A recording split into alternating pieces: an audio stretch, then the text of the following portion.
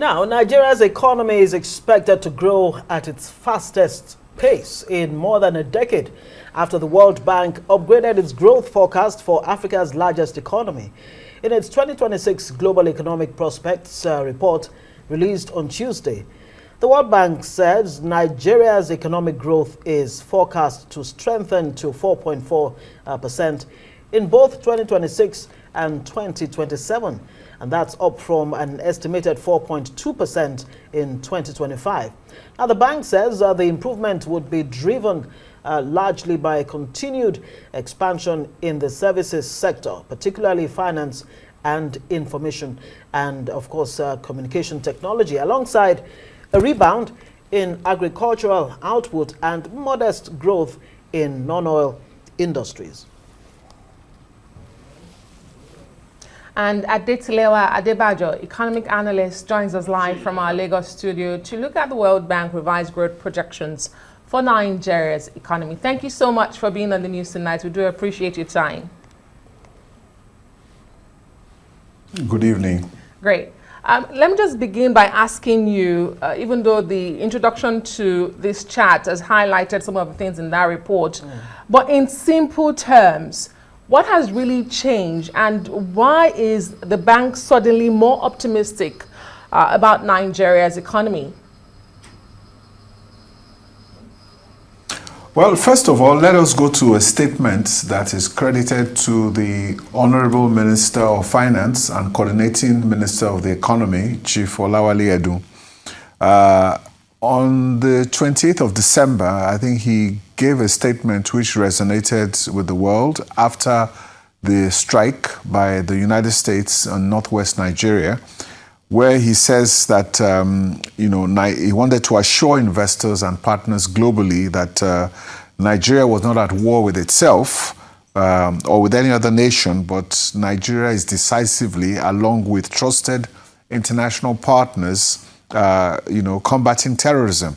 And he stresses that this distinction is important.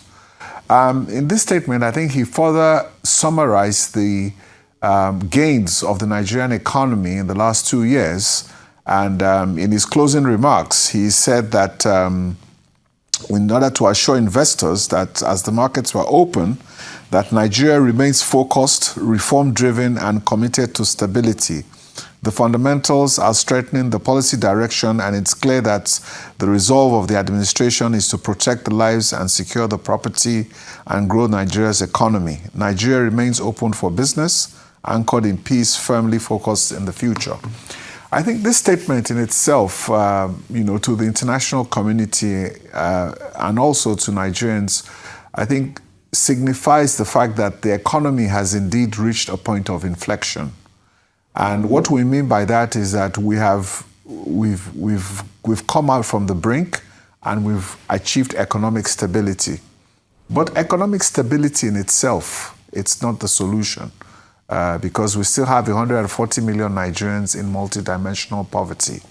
And right now, we need to see the growth strategies that will improve productivity, employment that will lift a lot of people out of poverty. So I think these were the things that the World Bank looks at to see that, okay, looking at the beginning of the year and trying to review their numbers, it gives a positive outlook to Nigeria.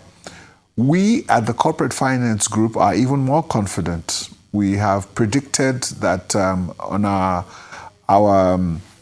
2026 outlook should be coming out by Monday because we are waiting for the disputed inflation figures tomorrow. There's a lot of controversy surrounding that, so we've delayed our outlook.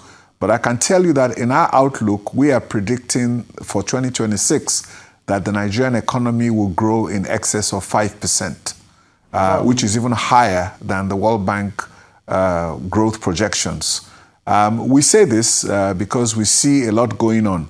And when we also say this, we also need to remind everybody that for a country like Nigeria with over 200 million people, 5% growth is grossly inadequate.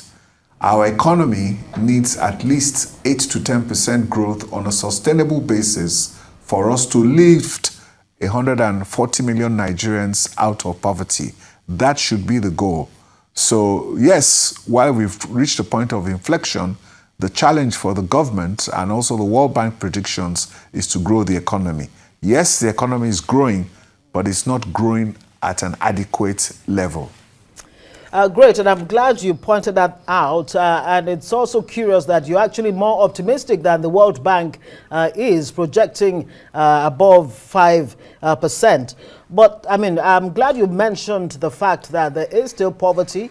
And the question is, these figures coming from the World Bank, optimistic figures of over 4% projection for 2026, many Nigerians still feel trapped in the poverty cycle with inflation, of course, that they have to grapple with, and weak purchasing power.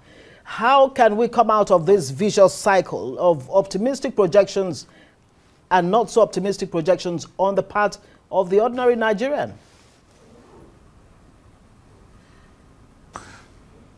Thank you very much for that question. And like I said earlier in my presentation, 140 million of us are in multidimensional poverty.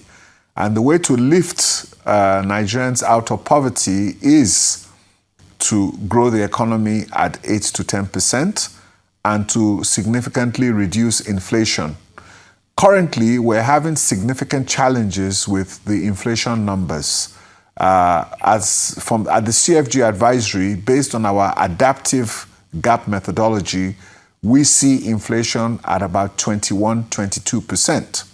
The National Bureau of Statistics has been caught in some sort of controversy because between November and December of last year, inflation spiked from 14% to 33%. Now they're looking at this as a statistical error, but it doesn't inspire confidence. So we'll wait till tomorrow morning to see what the adjusted inflation numbers look like. But again, the Monetary Policy Committee does not yet have the confidence to be able to drop rates based upon what we're seeing. So there's a crisis of confidence somewhere, and it's important that the government should look at this and begin to set this straight, because this is a very critical year for the economy. As you know, it's also an election year. So there are significant challenges. So yes, if inflation should go down and we're growing the economy at 8 to 10%, we will impact the lives of Nigerians. We've done it before in 2014 when inflation was 12%. The Nigerian economy was growing at 8 to 10%, and most Nigerians could feel it in their pockets. Indeed, because I believe the toughest job for any government anywhere in the world is explaining the gap between growth on paper and reality, lived reality of the people. But can I ask you about these growth projections? How broad-based is this projection when you talk about sectors, critical sectors, or is it still hovering around the usual culprit of oil, the black gold? No, actually, oil accounts for about 8% of Nigeria's GDP. So the significant growth drivers are actually in the non-oil sectors, which is a positive for Nigeria. It is just that the oil sector provides 90% of our foreign exchange earnings, and that is why it becomes quite critical. So the Nigerian economy is pretty diverse, and you find out that agriculture, services, and trade are significant contributors to our GDP growth. And our economy, as I say, is diversified. But again, you see, the problem of Nigeria is that of sustainability. And in giving you this example of growth dynamics, let me take an example of Nigeria and Indonesia. They're two countries, they both produce oil, and they both have a large population base. 25 years ago, Nigeria's GDP was about 170 billion and Indonesia was about 190 billion, both under $200 billion. By 2017, Indonesia's GDP had crossed the 1 trillion GDP mark. Nigeria, by that point, had lost its GDP from a high of about under $700 billion to $400 billion. Today, the Indonesian economy, 25 years later, has a GDP of 1.4 trillion naira. Nigeria's GDP today is struggling to achieve 300 billion. So net, for 25 years ago, Nigeria has only added $60 billion to its GDP. Indonesia, on the other hand, has added $1.3 trillion to its GDP. And we both 25 years ago, we were at the same mark.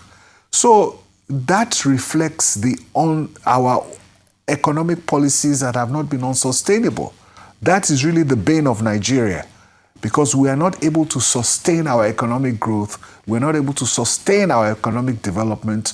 We make starts and we make stops.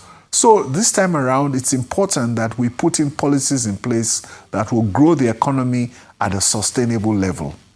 Now let's talk about those policies, because the World Bank in its report actually cautioned Nigeria, talking about structural weaknesses, for example, fiscal discipline and institutional capacity. They've always undermined Nigeria's ability to actually manage oil revenue volatility. That's pinning it down to our oil revenue.